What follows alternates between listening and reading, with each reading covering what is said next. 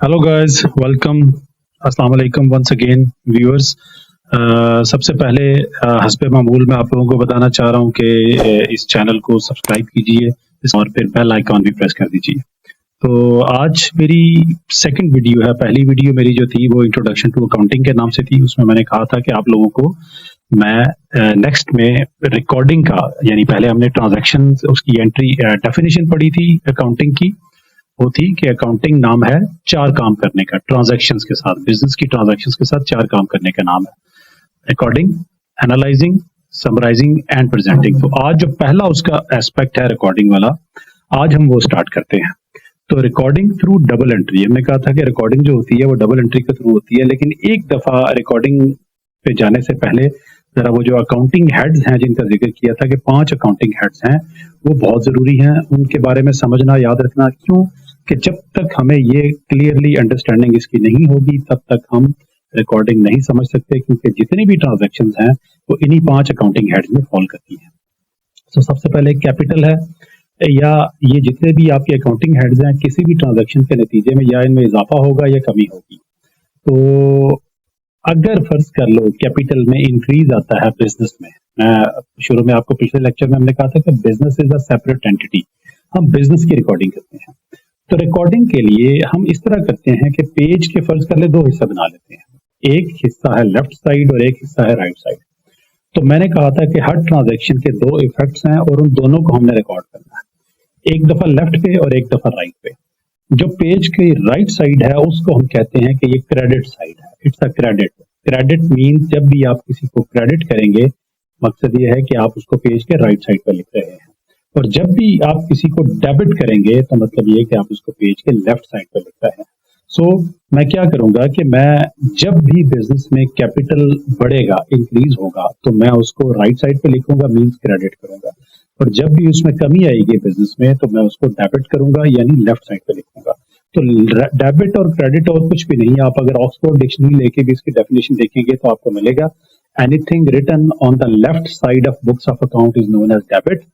यानी book accounting की books में हर वो चीज जो लेफ्ट साइड पे बाएं तरफ लिखी जाती है उसको डेबिट कहते हैं, और हर वो चीज जो राइट साइड यानी दाएं तरफ लिखी जाती है उसको हम क्रेडिट कहते हैं।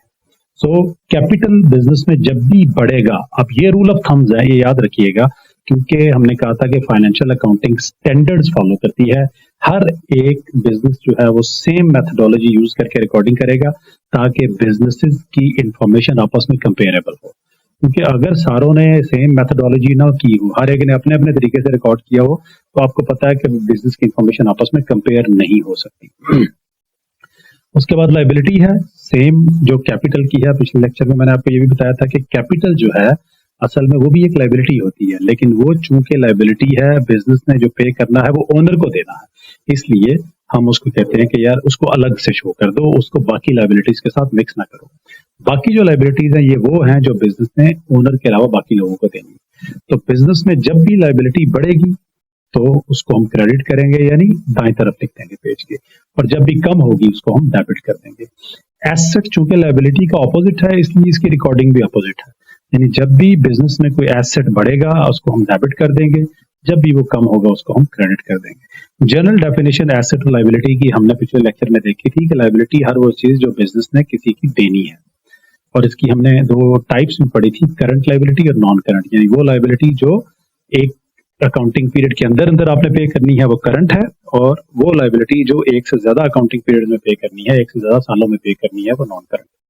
इसी तरह एसेट्स भी नॉन करंट और करंट। हर वो एसेट जो हमने सेल करने के लिए परचेज किया वो करंट, और जो इस्तेमाल की नीयत से लिया वो नॉन करंट एसेट। इसी तरह इनकम जब भी इंक्रीज होगी बिजनेस में उसको हम राइट साइड पर लिखेंगे, यानी क्रेडिट करेंगे, और जब भी उसमें कमी आएगी हम डेबिट लिखेंगे। इसी और एक्सपेंसेस जब भी बढ़ेंगे बिजनेस में इंक्रीज होगा तो डेबिट करेंगे, और जब भी डिक्रीज होगा तो क्रेडिट, यानी उसको राइट साइड पे लिखेंगे। ये दोस्तों चीजें हैं जिनको आपको माइंड में रखना है। अब आपको किसी भी ट्रांजैक्शन के नतीजे में पहचानना है कि एक्चुअली किस चीज में इजाफा हुआ और किस चीज में कमी हुई। मैं आपको किसी अगली वीडियो में एग्जाम्पल्स के साथ, प्रैक्टिस के साथ मैं आपको समझाऊंगा, क्योंकि रिकॉर्डिंग जो है इसका हमारा एक लेक्चर नहीं होगा बल्कि ये 2 से 3 लेक्चर्स पे ये टॉपिक मुहित होगा, और आपको इसको मुकम्मल तौर पर समझने के लिए वो तीनों वीडियोस देखनी पड़ेंगी। इसलिए आप मेरे साथ लगे रहिएगा। तो मूविंग ऑन टू नेक्स्ट, इसी रिकॉर्डिंग की हम कंटिन्यूटी में हम बात करते हैं अब कैपिटल। ये जो 5 अकाउंटिंग हेड्स हैं इनकी थोड़ी डिटेल पिछली वीडियो में मैंने आपको बताया था कि नेक्स्ट लेक्चर में मैं आपको डिटेल्ड डेफिनेशन समझाऊंगा, स्पेशली एसेट और लायबिलिटीज। तो कैपिटल की बात तो वही है कि investment by the owner into business in any form but in monetary terms, यानी किसी भी फॉर्म में कोई बंदा बिजनेस में इन्वेस्टमेंट कर सकता है। आप चाहें तो कैश इन्वेस्ट कर दें, चाहे तो आप अपनी कोई बिल्डिंग बिजनेस को दे दें, चाहे तो आप अपनी कोई मशीनरी बिजनेस को दे दें, किसी भी फॉर्म में कर दें, लेकिन याद रखिएगा उसकी पैसों में कोई वैल्यू होनी चाहिए। आप ये नहीं कह सकते कि यार बिजनेस को मैंने अपनी वफादारी दी, मेरी इन्वेस्टमेंट मेरी वफादारी है। ऑल्दो बहुत वैल्यू होगी उसकी, लेकिन उसको पैसों में मैयर नहीं कर सकते।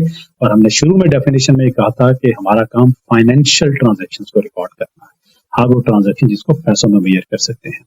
उसके बाद लायबिलिटी।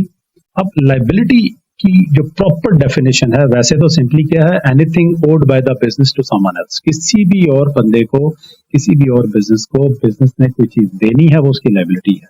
अलबत्ता उसकी डिटेल डेफिनेशन में अगर हम जाएं तो आपने डिटेल डेफिनेशन को याद रखने के लिए ना ये 3 निमोनिक है याद रखने हैं, पास्ट प्रेजेंट फ्यूचर। यानी ये जो 3 बोल्ड में अल्फाज लिखे हुए हैं, पास्ट प्रेजेंट फ्यूचर। अब पास्ट क्या है? पास्ट इवेंट है, यानी पास्ट में कोई इवेंट हुआ, कोई भी मामला हुआ पास्ट में जिसने क्या किया, एक प्रेजेंट ऑब्लिगेशन बना दी। ऑब्लिगेशन कहते हैं कोई चीज जो आपकी जिम्मेदारी बन जाए। पास्ट में कोई इवेंट हुआ, उसने प्रेजेंट में हमारी कोई जिम्मेदारी बना दी, और ये जो जिम्मेदारी है, ये जो ऑब्लिगेशन है, ये सेटल कैसे होगी? Through future outflow of economic benefits. यानी फ्यूचर में अगर हम कोई इकोनॉमिक बेनिफिट्स मींस कि ऐसे बेनिफिट्स जिनको, जो कि हमें इकोनॉमिकली फील होते हैं, उन बेनिफिट्स का आउटफ्लो से मुराद कि हम देंगे किसी को, तो तब जाके वो लायबिलिटी सेटल होगी। और आखिरी एस्पेक्ट डेफिनेशन का वो है, it can be measured reliably, reliable measurement भी होनी चाहिए। यानी अगर आप कहते हैं कि यार मेरा अंदाजा है कि मैंने 1 लाख देना है, अगला बंदा कहता है नहीं यार 1 नहीं शायद 70,000 है, और एक और कहेगा नहीं नहीं यार लगता है 1,20 है, तो there is no reliable measurement, तो फिर आप कितने की लायबिलिटी लिखोगे? सो रिलायबल मेजरमेंट भी जरूरी है, और ये चारों कंडीशंस का पूरा होना जरूरी। याद रखिएगा इसमें से एक भी कंडीशन पूरी ना हो तो आप अपने पास बिजनेस में लायबिलिटी को एज लायबिलिटी रिकॉर्ड नहीं करेंगे। यानी पास्ट इवेंट ही नहीं है, तो देखिए आपका किसी के साथ कोई मामला ही नहीं हुआ किसी किस्म का, तो आपकी प्रेजेंट ऑब्लिगेशन कैसे बन सकती है? एक बंदा आपके पास वैसे ही आके कह दे तो भाई आपने मेरे पैसे देने हैं इतने, अपने पास लिखो इसको, आप नहीं लिखोगे जब तक कि वो पास्ट में कोई मामला आपको नहीं बताएगा कि ये मामला हुआ था। तो प्रेजेंट अगर कोई पास्ट में मामला हो भी गया लेकिन उसकी वजह से आपकी कोई ऑब्लिगेशन नहीं बनी है, जब ऑब्लिगेशन नहीं है तो फिर लायबिलिटी कैसी? और अगर पास्ट में मामला भी हुआ, ऑब्लिगेशन भी बन गई, लेकिन आपको उस ऑब्लिगेशन को सेटल करने के लिए देना कुछ नहीं है, वो बंदा माफ कर देता, खत्म कर देता, आपको कुछ नहीं देना, इवन देन अब आप लायबिलिटी नहीं लिखोगे। और मेजरमेंट की बात तो मैं पहले भी कर चुका हूँ। सो पास्ट प्रेजेंट फ्यूचर के हवाले से याद रखिएगा। और चौथा एस्पेक्ट रिलायबल मेजरमेंट। इसी तरह एसेट की जब हम बात करते हैं तो उसकी सिंपल डेफिनेशन तो क्या है कि हर वो चीज जो बिजनेस के पास होती है तो उसका एसेट है जिसका वो बेनिफिट उठा सकता है। लेकिन इसकी डिटेल डेफिनेशन में जाएंगे तो लायबिलिटी की तरह अगेन पास्ट प्रेजेंट फ्यूचर, 3 चीजें जो है ये आपने जहन में रखनी है, पास्ट प्रेजेंट फ्यूचर। यदि कोई पास्ट इवेंट हुआ, मामला हुआ जिसकी वजह से प्रेजेंट रिसोर्स बन गया, तो लायबिलिटी में ऑब्लिगेशन बनी थी, यहाँ पे आपका एक रिसोर्स बन गया है। रिसोर्स मीन हर वो चीज जिसने आपको फ्यूचर में बेनिफिट देना है, और ये रिसोर्स ऐसा है जो फ्यूचर में हमें बेनिफिट भी देगा, तो ये हमारा एसेट होगा। लेकिन साथ शर्त ये भी है कि it should be measured reliably. अब देखें मैं एक एग्जांपल लेता हूं कि एक पेरेंट्स हैं, उनकी औलाद है, उनका एक बेटा है। सो पास्ट इवेंट हुआ, पेरेंट्स की शादी हुई, इवेंट हुआ, इन दैट रिजल्ट एक प्रेजेंट रिसोर्स बेटा पैदा हुआ, ये उनका रिसोर्स है, फ्यूचर में उनको बेनिफिट देने वाला है, लेकिन है कितने का? नहीं ना। तो सो अगर वो बिजनेस करेंगे तो बिजनेस में अपने बेटे को एज एन एसेट नहीं लिखेंगे, ठीक है। और ऐसा बेटा जो कि नाफरमान हो जाए, माँ बाप की बात ना माने, माँ बाप को दुख दे, छोड़ के चला जाए, इसका मतलब ये है कि माँ बाप को वो फ्यूचर इकोनॉमिक बेनिफिट्स नहीं दे सकता। अब तो वो उनका एसेट रहा ही, तो औलाद तब तक एसेट होती है जब तक वो फ्यूचर बेनिफिट्स दे। लेकिन अगर कोई पास्ट इवेंट नहीं हुआ तो फिर तो वो आपका बेटा हुआ ही नहीं, पास्ट में इवेंट नहीं है तो कोई कैसे आपका प्रेजेंट रिसोर्स बन सकता है। सो इसी तरह बाकी भी जितने एसेट्स हैं, जब तक वो 4 कंडीशन पूरी ना करें उसको हम एसेट के तौर पर रिकॉर्ड नहीं करेंगे। इनकम और एक्सपेंसेस की मैंने आपको बात बताई थी कि इनकम वो चीज है जो हम अर्न करते हैं और एक्सपेंसेस वो है जो हम लगाते हैं। So moving forward, types of asset वो हमने बात कर ली थी। एक नॉन करंट फिक्स्ड, हर वो एसेट जो बिजनेस में यूज के लिए आप एक्वायर करते हैं और बिजनेस की इंटेंशन हमेशा ये होती है कि इसको मोर देन वन पीरियड के लिए रखना है। दूसरे करंट एसेट, हर वो एसेट जो हमने रीसेल के लिए एक्वायर की है। मैं इसको फास्ट फॉरवर्ड इसलिए कर रहा हूँ कि मेरी जो पिछली वीडियो है इंट्रोडक्शन टू अकाउंटिंग के नाम से, उसमें हम ये सारा कुछ डिटेल में डिस्कस कर चुके हुए। और करंट एसेट जो है वो बिजनेस हमेशा इस नीयत से लेता है कि इसको जल्दी से जल्दी सेल कर दे। Then moving on to next, transactions की टाइप्स जरा देख लेते हैं। रिकॉर्डिंग से पहले हम तमाम वो चीजें जिनकी हमें जरूरत पड़ सकती है वो हम समझ लेते हैं। एक हमें जरूरत पड़ सकती थी अकाउंटिंग हेड्स की, पांचों की, वो हमने समझ ली। अब आगे ट्रांजैक्शन होती किस किस तरह की है। देखिए जनरली दो किस्म की ट्रांजैक्शन, एक कैश ट्रांजैक्शन, एक क्रेडिट। यहाँ पे क्रेडिट का मतलब राइट साइड नहीं है। पहले हमने कहा था ना कि क्रेडिट मीन्स हर वो चीज ट्रांजैक्शन जिसको हम राइट साइड पे लिखेंगे, नहीं, ये क्रेडिट का मतलब है उधार। यानी या तो आप कैश पे कुछ चीज खरीदेंगे या बेचेंगे, या उधार पे कुछ खरीदेंगे या बेचेंगे। सो कैश पे अगर आप परचेज कर रहे हैं तो वो या सेल कर रहे हैं, दो ही किस्म की ट्रांजैक्शन हो सकती है। इसी तरह आप या उधार पे खरीद रहे हैं या बेच रहे हैं, यानी परचेज या सेल। तो either it could be a cash purchase और क्रेडिट परचेज, या फिर ये कैश सेल और क्रेडिट सेल हो सकती है। कैश सेल मीन्स कि आपने चीज दी, पैसे दे दिए। क्रेडिट सेल मीन्स कि आपने चीज दे दी, पैसे हफ्ते, 2 हफ्ते, महीने बाद आने हैं, यानी उधार पे आपने चीज बेची है। And same goes with the purchase. Moving on to next, अब ये आपके सामने मैंने अकाउंटिंग हेड सामने लिख दी है, क्योंकि जब आपने रिकॉर्डिंग करनी है उसके लिए जरूरी है कि ये चीज आप सामने रखें। वैसे अगर आपको कुछ अर्सा प्रैक्टिस करेंगे तो आपको ये जुबानी याद हो जाएगा रोज, लेकिन नहीं याद होता तो इसको सामने लिख के रख लें ताकि आपको पता हो कि किस चीज में इंक्रीज है और किस चीज में डिक्रीज है। उसको मैं डेबिट करूंगा या क्रेडिट करूंगा, यानी या लेफ्ट साइड पे लिखूंगा या राइट साइड पे। इसके बाद याद रखिएगा आपको ट्रांजैक्शन लिखने के लिए हमेशा ये फॉर्मेट फॉलो करना है। ये फॉर्मेट है जो कि इंटरनेशनली रिकॉग्नाइज्ड फॉर्मेट है, इंटरनेशनल अकाउंटिंग स्टैंडर्ड के मुताबिक ये फॉर्मेट है रिकॉर्डिंग का। सबसे पहले आपने क्या करना है, डीआर। डीआर डिनोट करता है डेबिट को और सीआर डिनोट करता है क्रेडिट को। नाउ डीआर सीआर की तो समझ आती है कि क्रेडिट है तो आर आता है, डीआर में डेबिट में तो आर आता ही नहीं है, तो इसको डेबिट से क्यों डिनोट करते हैं? इसकी वजह ये है, ये लैटिन लैंग्वेज के, लातीनी जुबान के ये पुराने अल्फाज हैं, और पहले जो ये अल्फाज हुआ करते थे ये थे डेबिटरी और क्रेडिटरी। ठीक है, वन वर्ड वाज डेबिटरी और दूसरा था क्रेडिटरी। तो डेबिटरी को शॉर्ट करके डीआर से डिनोट किया जाता था, क्रेडिटरी को शॉर्ट करके सीआर से डिनोट किया जाता था। इवेंचुअली फिर डेबिटरी डेबिट रह गया, क्रेडिटरी क्रेडिट रह गया, तो डेबिट में आर खत्म हो गया, लेकिन उसकी डिनोशन जो है वो सेम चली आ रही। सो सबसे पहले आपने लिखना है डीआर, मींस आप डेबिट कर रहे हैं। नेम ऑफ अकाउंट, किस चीज को डेबिट कर रहे हैं? कोई कैश है, कोई कैपिटल है, कोई बिजनेस है, कोई मशीनरी है, कोई यूटिलिटी बिल है, क्या चीज है? वो आगे जाके हम देखेंगे कि कितनी किस्म के अकाउंट्स बेतहाशा हो सकते हैं। ठीक है, यानी जिस चीज के आपने ट्रांजैक्शन में जो चीज इन्वॉल्व है ना, उसका आपने अकाउंट बना लेना, उसका नाम लिख लेना है यहाँ पे। फिर आगे आपने अमाउंट लिख लेनी है कि कितने की है। फर्ज कर लें मैंने एक मोबाइल बेचा, ठीक है, मेरा इस्तेमाल में था, मैंने बेच दिया और 10,000 का बेचा, तो नेम ऑफ अकाउंट मेरे पास क्या आया? कैश। कैश क्या है? बिजनेस का एसेट है, जाहिर है हर वो चीज जो मुझे बेनिफिट दे वो मेरा एसेट है। तो आप ये देखिए, एसेट अगर बढ़ेगा तो डेबिट होगा, तो मैं क्या करूंगा, डेबिट, यहाँ पे नेम ऑफ अकाउंट में आ जाएगा कैश, अमाउंट आ जाएगी 10,000। नो रीजन, ये बड़ी इंपॉर्टेंट चीज है। रीजन क्यों? आप यहाँ पे अगर देखें तो आपको 5 वजह से डेबिट होता हुआ नजर आ रहा है और 5 वजह से क्रेडिट होता हुआ नजर आ रहा है। यानी डेबिट में क्यों कर सकता हूं? नंबर 1, कैपिटल में कमी आए तो मैं डेबिट करूंगा, लाइबिलिटी में कमी आए तो भी डेबिट करूंगा, एसेट में इजाफा हो तो भी डेबिट करूंगा, इनकम में कमी हो तो भी डेबिट करूंगा, और एक्सपेंसेस में इजाफा हो तो भी डेबिट करूंगा। इस रीजन में मुझे ये लिखना है कि मैंने क्यों डेबिट किया, तो I will simply write increase in asset. आगे जाके जब हम एग्जांपल्स की प्रैक्टिस करेंगे तो ये मैं लिखूंगा। तो यहाँ पे हम लिखेंगे इंक्रीज इन एसेट, के ये एसेट में इजाफा हुआ है, इसलिए मैंने इसको डेबिट किया है। अच्छा, उसके बाद नीचे वाली लाइन में आइए और दाएं तरफ मूव कर दीजिए। थोड़ा सा राइट साइड पे आप लिखेंगे तो हम ये शो कर रहे हैं कि अब हम ये पेज की राइट साइड पे लिख रहे हैं। सीआर क्रेडिट डिनोट करेगा, नेम ऑफ अकाउंट, मैंने चूंकि मोबाइल बेचा है, मोबाइल भी मेरा एसेट था, तो एक एसेट मेरा कम हो गया है। तो एसेट जब कम होता है तो क्रेडिट होता है। तो यहाँ पे मैं नाम लिखूंगा मोबाइल और अमाउंट लिखूंगा 10,000। आप ये देखें कि 10,000 से डेबिट किया, 10,000 से क्रेडिट किया। ये वो दो इफेक्ट्स हैं ट्रांजैक्शन के जिनकी मैं बात कर रहा था कि हर ट्रांजैक्शन के दो इफेक्ट्स होते हैं, एक डेबिट और एक क्रेडिट, यानी लेन देन आपने किया है। तो इसमें लेन क्या हुआ, कैश, वो मैंने लिख दिया। देन क्या हुआ, मोबाइल, मैंने वो भी लिख दिया। तो चूंकि कैश भी एसेट है, मोबाइल भी एसेट है, तो कैश नाम का एसेट कम बढ़ गया, बिजनेस के पास 10,000 आ गया, तो एसेट बढ़े तो डेबिट करते हैं, मैंने उसको डेबिट कर दिया। मोबाइल नाम का एसेट जो है वो कम हो गया और एसेट कम हो तो क्रेडिट करते हैं, तो मैंने इसको क्रेडिट कर दिया, मोबाइल अमाउंट 10,000। और साथ ही मैंने उसकी रीजन आगे दे देनी है कि रीजन क्या है इसके क्रेडिट होने की। रीजन ये है डिक्रीज इन एसेट, यहाँ पे मैं लिख दूंगा डिक्रीज इन एसेट। आगे ट्रांजैक्शंस की प्रैक्टिस जब हम करेंगे तो हम इस चीज को इस तरह से लिखेंगे।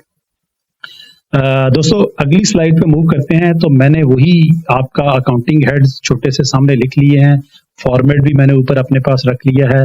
अब मैं थोड़ी सी छोटी छोटी ट्रांजैक्शंस की एक दो की प्रैक्टिस करवाता हूं इस वीडियो में, फिर अगली वीडियो में बाकी ट्रांजैक्शंस की हम डिटेल में तफसील से प्रैक्टिस करेंगे।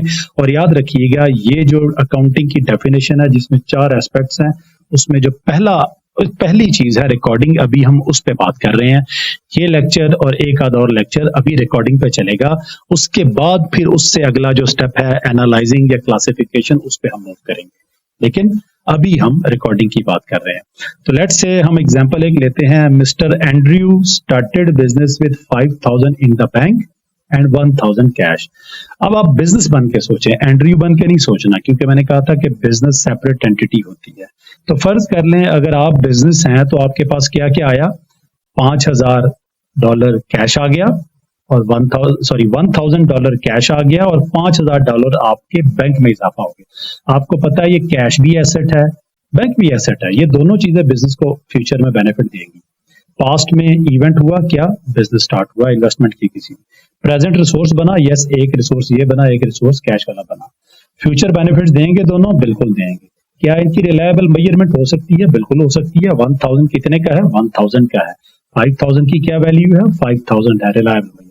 चारों कंडीशंस पूरी, तो इसका मतलब बिजनेस में 2 एसेट्स बढ़ गए हैं। तो आपको पता है कि जब एसेट्स बढ़ता है तो उसको हम डेबिट करते हैं। यहाँ पे आप देखें एसेट में इंक्रीज आएगा तो डेबिट करेंगे। तो मैं डेबिट करूंगा बैंक, नेम ऑफ अकाउंट, यानी अब नेम ऑफ अकाउंट में यहाँ क्या है, बैंक।